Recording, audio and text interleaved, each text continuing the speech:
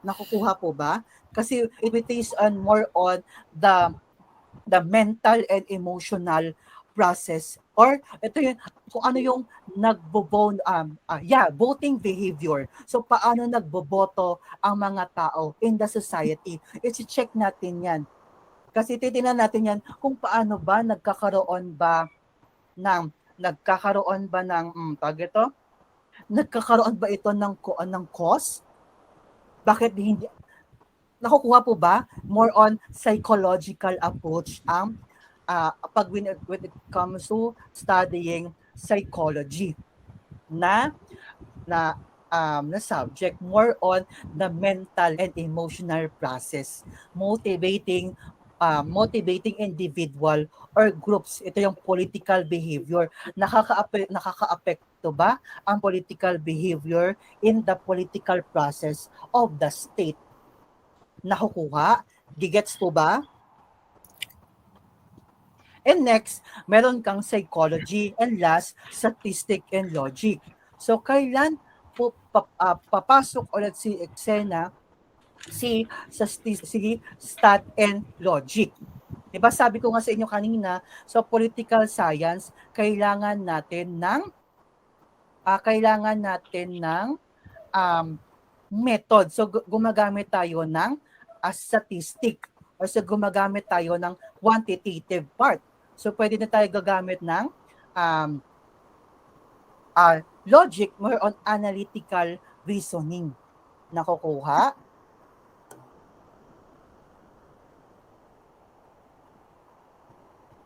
Nakukuha po ba?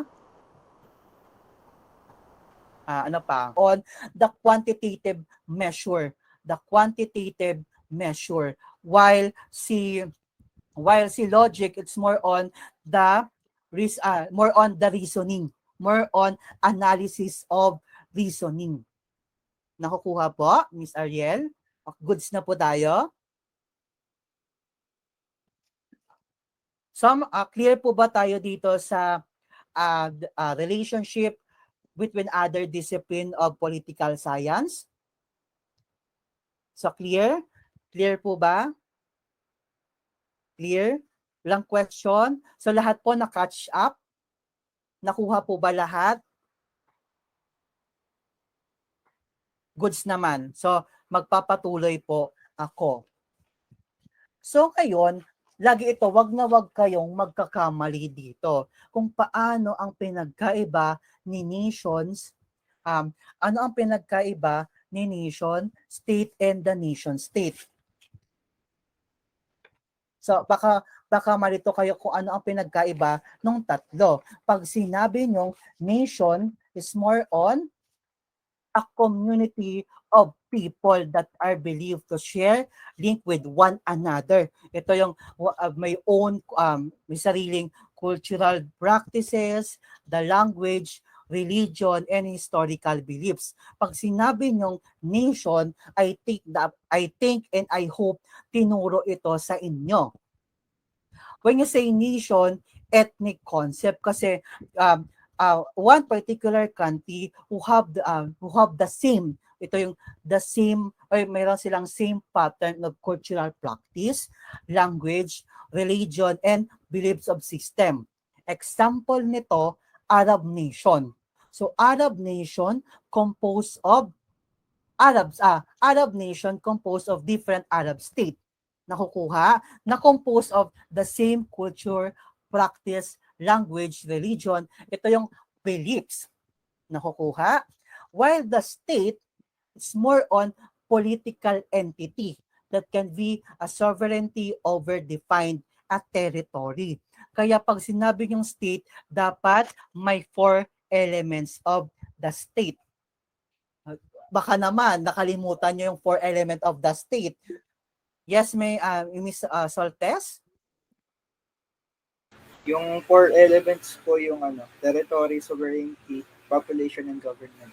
Yeah, very good, very good. Naalala pa. So tama po, the population, the government, the territory, and the sovereignty. Kaya pag sinabi mong state, political concept. So kailan naman ginagamit si nation state? a stage of governing a nation, a fusion of elements of the nation, community, and the state or territory. Kaya a fusion or combination or combine nakukuha. May nag-question ito, and very good critical thinking. Sir, Philippines ba is considered as a nation? Yes, Philippines is considered as a nation, but when it comes to the nation state, Philippines as a developing nation state. Why? Meron po ba kayong idea why the Philippines as a developing nation state? Yes, Mr. Troy? I think po sir kasi po, yung pagsakop po sa dagat natin. Yeah, yes. Tama po si Mr. Troy, but in the more explanation kaya Philippines as a developing nation state. Di pa natin na-achieve yung nation state. Di pa talaga natin na-achieve ang nation state practically or politically. Hindi pa natin totally na-achieve ang pagiging nation state. Why? Yes, Miss, may nag-question. Sino po yon? May nag-raise ng hand. Sino po yun? Sige. So, pag sinabi niyo namang, Sir, bakit niyo po nasabi na Philippines is a considered as developing nation state? Kasi the best example ng nation state is Thailand.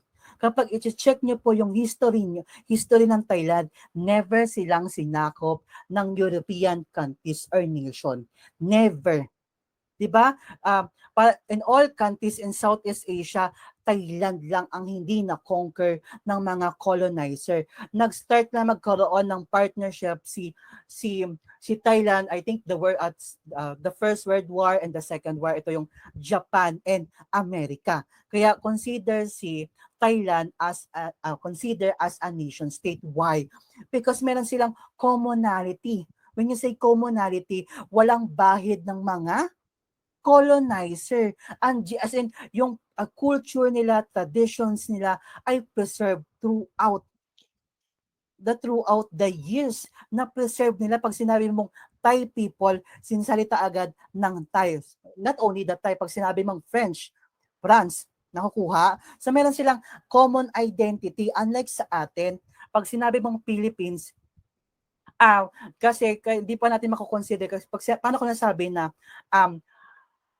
we are developing nation state because kapag ititrace nyo po, kung may subject kayong history, makikita nyo po doon na marami tayong colonizer. Diba? Spain, may Japan, America. So, kada alis nila sa bansa natin, may iniiwan silang culture, beliefs, and practices na until now, na-adapt natin. Nakukuha? Until now, na-adapt natin yung culture nila. Kaya we are still developing nation state. Kasi pag sinabi mong nation state, but ito yung preserve. Kasi unlike sa Philippines, maraming nagdaan na colonizer sa atin. We identify as a Filipino, but we have so many and different culture, traditions, beliefs. Kapag pumunta ka sa kada probinsya, may iba't ibang lingwahe. Pag pumunta ka sa ganitong lugar, may ganitong traditions, may ganitong beliefs, may ganitong paniniwala. Hindi siya as a one. Diba? Tagalog is the main language, 'di ba? Nakalagay. But pag pumunta ka sa ibang city or provinces, may kanya-kanya silang language. May kanya-kanya silang language, beliefs, traditions, and language. Nakukuha po ba? Kaya Philippines is considered as a developing nation state. Nakukuha? Historian, sabi niya, medyo matagal, kung possible man, ito yung matagal-tagal pa, generation to generation, kasi mahirap na siya tanggalin in our culture kasi na-adapt na ng tao at na-adapt na ng iba't ibang kultura ng iba't ibang lugar sa Pilipinas. nakukuha Mr. Samson or Mr. Ace in nation state, but in a process.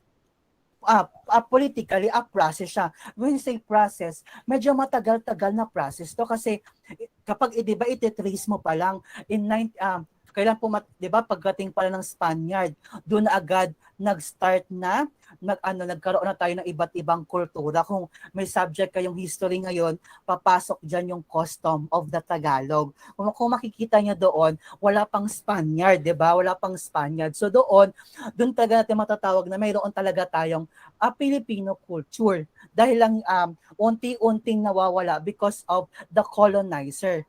So na-colonize tayo ng iba't ibang bansa. The Spain, Japan, and the US. Nakukuha po ba yung point? And next. So, ano po illustration ng drawing na ito? So, ano po illustration, excuse me, ano po yung drawing ng, drawing na ito, why politics, governance, and constitution, and then, si people yung nasa gitna. So, ako na lang po mag-i-explain. So, the most simplest explanation with this, ito yon, people as the people as the focal or the center of all areas of politics, governance, constitution. So, why? Because the human individual who is the revolving actors of the state. Kaya nagkakaroon tayo that's why it is the people, why there is a law exists. Nakukuha. Bakit may batas? Kasi because of the people. Or in the simplest, ito yung, when you say, in the sentence, ito yung basic reason why the law exists. Because of the people. Without the people, hindi magpa-function si politics, hindi magpa-function si governance, at walang tayong constitution. So ang nagpapagalaw sa lahat is the people. Kaya mahalaga ang ginagampanan ng isang tao in the politics, not only in the politics, not only in the field of politics, but also as the citizen of the people or as the citizen of the state. Kasi the humans are the evolving actors. Kaya nag-e-elect lang tayo ng candidate because ito yung term na representation. Sila yung magre-represent sa atin doon. So, kailangan nilang ibigay yung basic necessities, basic needs, or the social services ng dapat makuha ng tao within the state or country. Nakukuha? Kaya, di ba, kaya dito, people are the center or focal of the politics, governance, and the constitution. Nakukuha po ba? Nakukuha. Wag niyo po kasi, 'di ba? Kasi pag walang tao, sino ang magpapagalaw? Wala. Sinong gagawa? Wala din. 'Di ba sino? Yes, Mr. Troy. Ay, mawawala yung term na authority and power in the government society. Nakukuha, people are the one to control. People, the authority, the power. So people, kaya pag sinabi mong human people are the revolving actors of the state. Kasi sa atin nagmula ang power, sa atin nagmula ang authority. Yeah. Ayan po. I agree with Mr. Andre. Yan, tama po yan. So, I 100% agree ako dyan. Kaya dito yung makikita dapat hindi natatapos, hindi natatapos sa pagboto lang ang inyong karapatan as the people of the state or as the people of the government. Hindi natatapos sa eleksyon. May karapatan kayong ibigay inyong freedom to speech kapag may nakita kayong mali. Kasi one of the power of the people yan. Nakukuha, one of the basic rights of the people na hindi dapat tinatanggal. Nakukuha. So next, may idea po ba kayo kung ano po to half full and half empty? So bago po tayo magsimula sa the discussion of politics. Meron po bang idea? So wala. Sige. Ako, yes, Mr. Garcia. Pero in political perspective, pag sinabi niyo pong half full and half empty, this refers to the viewpoint or the perspective of the people. Perspective of the people. When you say, sir, paano niyo pong sabi na perspective of the people na hindi lahat ng tao ay mag-a-agree sa'yo. Di ba pag sinabi mo, what is politics? Di ba pag sinabi mo pa lang, what is politics? May kanya-kanya tayong perception, may kanya-kanyang perspective, may kanya-kanya tayong viewpoint of view. Kaya kailangan mong igalang kung ano yung paniniwala ng isang tao. In order for us, nakukuha po ba? Kailangan mo igalang ang perspektibo ng tao kasi hindi mo mapiplease ang lahat na mag-a-agree sa'yo. Kaya ito lagi kong ano na, 'di ba? Hindi lahat ng tao maniniwala sa iyo. Mayroong masasabing negative sa iyo, hindi lahat magsasabi sa iyo ng positive kasi may makikita at makikita sila. So depende 'yan kung para ando yan, depende ito sa perspektibo at viewpoint ng tao na dapat natin igalang. Kung may pro man yan, kung may pro administration, o may anti-administration. Yes, Mr. Garcia, Sir Lee, parang ito yung example ni Sir Lee, yung 6 and 9, di ba? Pag tumingin ka, nakakapag-synchronous doon. Di ba, pag tumingin ka sa left, yung tingin mo sa 6-9. So pag tumingin ka naman sa kabila, yung tingin mo sa 9-6. So depende ito kung paano titingnan ng tao. So kaya ito yung viewpoint or the opinion of the people. So kaya sabi ko nga sa inyo, hindi mo talaga mapiplease ang lahat to follow you. Kaya 'di ba kapag estudyante ka, parang 'di ba pag estudyante ka, kung may sasabihin ka, may negative at negative sasabihin sa yung estudyante mo. Pero nag-e-explain ka ng something, 'di ba? Merong nag-a-agree, merong nagdi-disagree. Tama, 'di ba? Same with the politics. May kanya-kanya tayong idea, may kanya-kanya tayong viewpoint of view regarding the different social issues in the government. Kaya kasi 'di ba pag itatama mo nagagalit, 'di ba? Minsan yung itatama mo nagagalit kasi parang feeling niya ang galing-galing mo, 'di ba? Instead of you should respect kung ano yung paniniwala ng isang tao. 'Di ba? In order for us to live happily and peacefully, 'di ba? Kasi di talaga magbabago ang kanyang viewpoint of view regarding this matter. Wala tayong magagawa diyan kasi ito yung paniniwala niya. Ito yung sinusunod niya. Kaya minsan papasok na rin yung term na ego. Kahit kung gustong-gusto niya na lumipa, gusto niya na mag-change pero dahil yung ego niya napipilitan siya mag-stay, 'di ba? Tama naman, always go. Pero depende ito sa ego din talaga ng tao. Kung 'di ba kung makapal talaga yung ego niya, magsi-stay siya. Kapag alam yung mali na, may perspective based to your answer, dalawa kayo. Ito lang yan, trial and error. Ang sagot diyan, trial and error. Alam na pala ng tao na nakita na mali na ang ginagawa, bakit mo pa iboboto? 'Di ba? Parang nandito tayo sa government or dito tayo sa state na we should try at parang trial and error. Kasi 'di ba, alam mo na nakita mo na ganito yung ganito yung the way kung paano niya patatakbuhin ng bansa, bakit ka pa mag-e-elect ng tulad niya? Nakukuha. Kaya dito mo masasabi that the change nagmumula sa atin. Yung pagbabago at magmumula sa atin. Kaya 'di ba minsan may bakit ko pa siya binoto? That example of trial and error kasi nakita mo na palang hindi na siya dapat ulit makaupo in the government position, bakit mo pa siya or why mo pa siya ipoboto in a certain positions in the government, the national man yan or local government election. Okay? Agree po ba tayong lahat? Diba trial and error talaga tayo ngayon? Trial and error in yes, Mr. Soltes. Food. Clap lang. I do agree. Palakpakan natin si Mr. Soltes at saka si Mr. Garcia. Yan.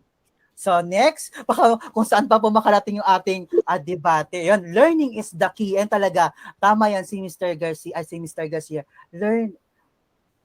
matuto na tayong pag mali na, wag na nating iboboto. Kaya 'di ba, hindi ako nagbabanggit ng politiko kasi may kanya-kanya tayong viewpoint, 'di ba? Sinasabi ko nga, may kanya-kanya tayong malay mo pala yung sasabihin ko, hindi ko gusto tas isang estudyante pa. Kaya sa nilabas na memorandum of agreement ng Letran, nakalagay din doon na always respect the rights of others. Nakakuha? Nakalagay doon, hindi niyo binasa yung academic policy Nakalagay doon, always respect the viewpoint of view of your students. 'Di ba? Para iwas gulo. Kasi kung mag-aaway kayo, walang katapusan yan kasi yung isa positive, yung isa negative, hindi matatapos yan. 'Di ba? So next, so what is the politics? Ito lang yung basic basic definition ng politics. Okay, by next week, i-discuss natin ang different viewpoint ang politics, maaaring positive, pwedeng negative. So the first one is the activity to which the people preserve, amend the general under which they live. So papasok dyan yung term na conflict and cooperation. When you say conflict, ito yung competition between opposing forces reflecting to a diversity of opinions, preference, needs, and interests. Nakukuha? When you say conflict, competition between opposing forces reflecting to a diversity of opinions, preferences, needs, and the interests. Kaya nagkakaroon tayo ng conflict kasi may kanya-kanya tayong opinions, may kanya tayong preferences, may kanya-kanya tayong pangangailangan, and then may kanya-kanya din tayong interest. Kaya di talaga maiiwasan in the politics na magkaroon ng conflict. Kung may conflict man, so meron din naman kagandahan, so merong cooperation na tinatawag. When you say cooperation, ito yung working together, achieving goals through collective action. Ulitin po natin, pag sinabi mong cooperation, working together, achieving goals through collective action. Nakukuha? So, merong iba't ibang definition ng politics. Kaya loaded term siya. Kapag sinabi mong politics, loaded term. So, iba't ibang tao, iba't ibang political scientists, merong iba't ibang a definition ng political scientist. Ilan dito, the power of exercise of power, a science of government, the making collective decision, and the allocation of resources. Pero medyo ito yung maganda definition. And the last, ito yung the practice of deception and manipulation. Gagamit ka talaga ng politics in order for you to maintain the power. Ito yung mga dirty politics na tinatawag. Maninira ka ng isang tao, ng kandidato, para lang to maintain your power, your authority in the government. Nakukuha? So the three main traditions in defining politics. So ito yun, war, politics as a war, process, and participation. So pag sinabi nyo naman war, politics is a race of power among greedy individuals and groups.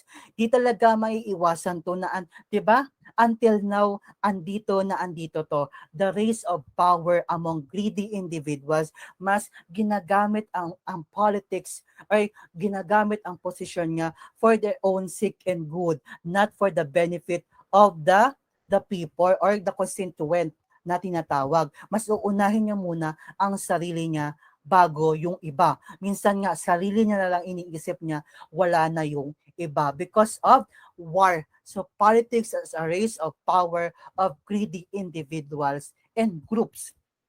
Next, politics is a form of business. Totoo po ito. Ginagamit ang posisyon in politics para gumawa ng batas, gumawa ng certain policy na ang business niya makikinabang or yung business niya makikinabang in terms of kapag ipinasa tong batas na ito. Bas inuuna niya or gumagawa ng batas ang mga politiko in order for them to benefit of that particular laws or policy, not for the everybody. Hindi siya pang law o hindi siya pang policy nang nasa laylayan ng lipunan. Yes, Mr. Troy? Yung face shield po, charot. Face shield. Ay, nako, hindi matapos-tapos na debate ng face shield. 'Di ba? Nakukuha. It's a form of business siya. Ginagamit nila in politics as a form of business. Hindi na siya as a form of the benefit of the everyone.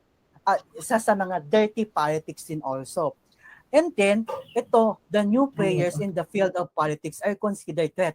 Totoo to. Kapag nakikita nila na itong a certain candidate, di ba, may nakikita na nga, example, itong magkalaban ulit doon sa city ng Manila, di ba, yung una base, nung pagkatapos na, and then, di ba, nakikita nila kasi na may potential na manalo in the national election.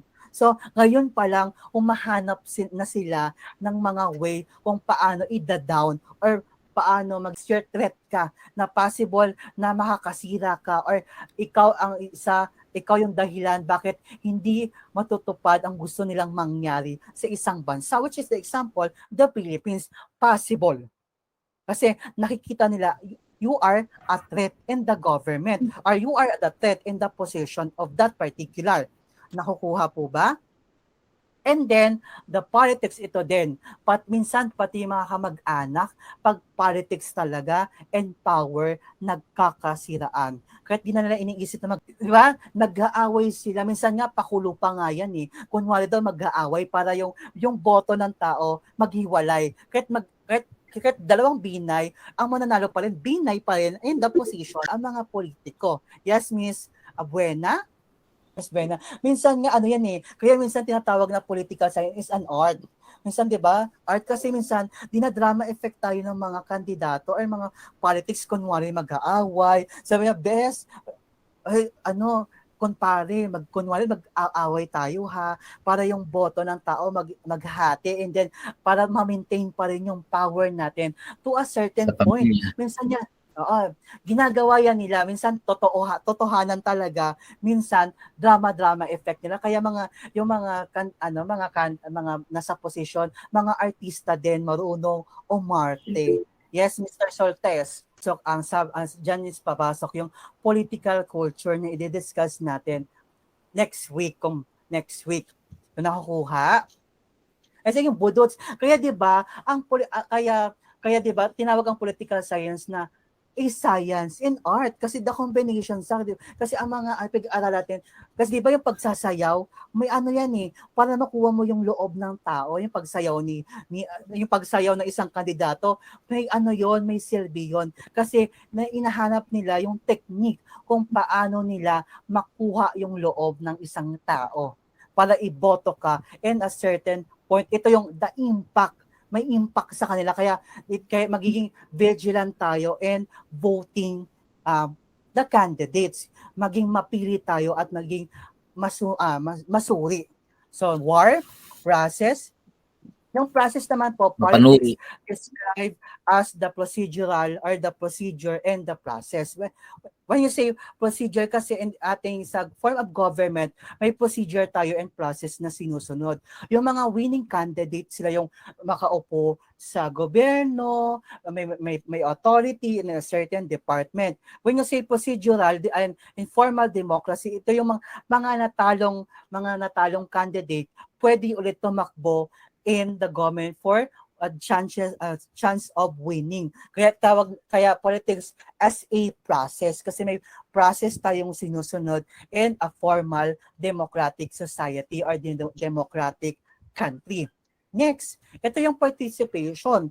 The sovereign people reside to the people. Kaya wag niyo po tatanggalin yung inyong kapangyarihan as a citizen of the country. Why?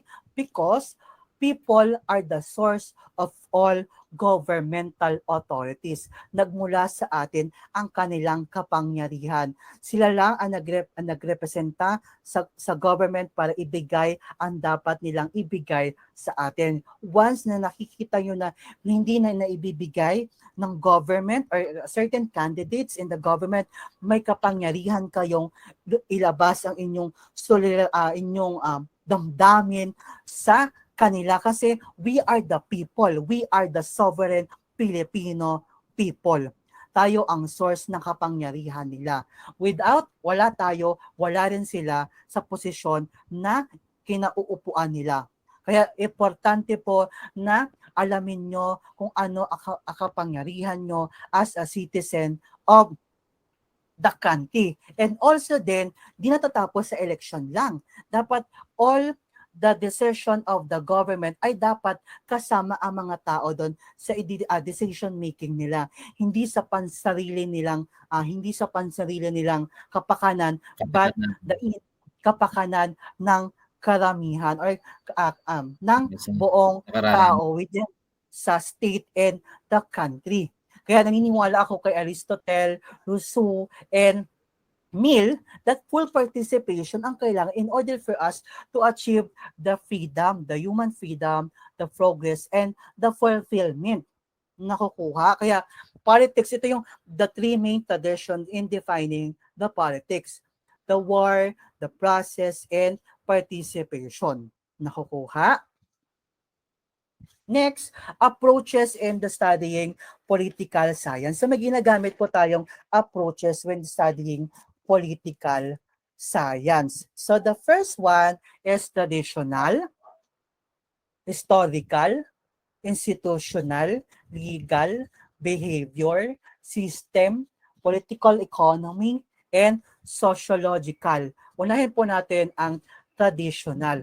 Pag sinabi niyong traditional, ang focus niya, the study of organization, activities of the state, the principles and ideas which underlie political organization and activities of the state.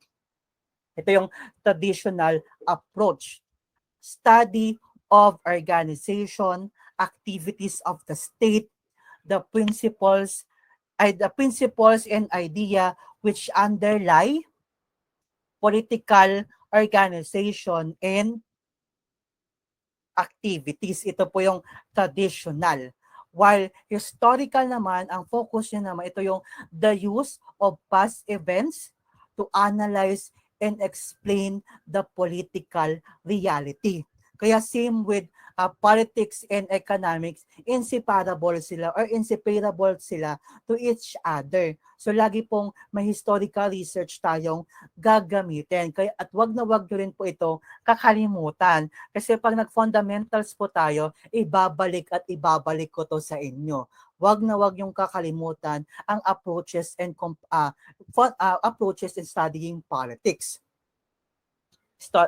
Institutional, ang focus po ng institutional is more on the formal structures and the institution, the study of formal structures and the institution. Ito yung executive, legislative, and judicial. Yes, Mr. Soltes? Sabi niyo pong historical, so wala tayong magagawa kasi tayo, di ba? Sabi ko nga sa inyo, di tayo pare-pare ng internet connection. So, the use of past events to analyze and explain the political reality. The use of past events to analyze and explain the political reality. Nakukuha. And next, okay na po ba? Thank you po.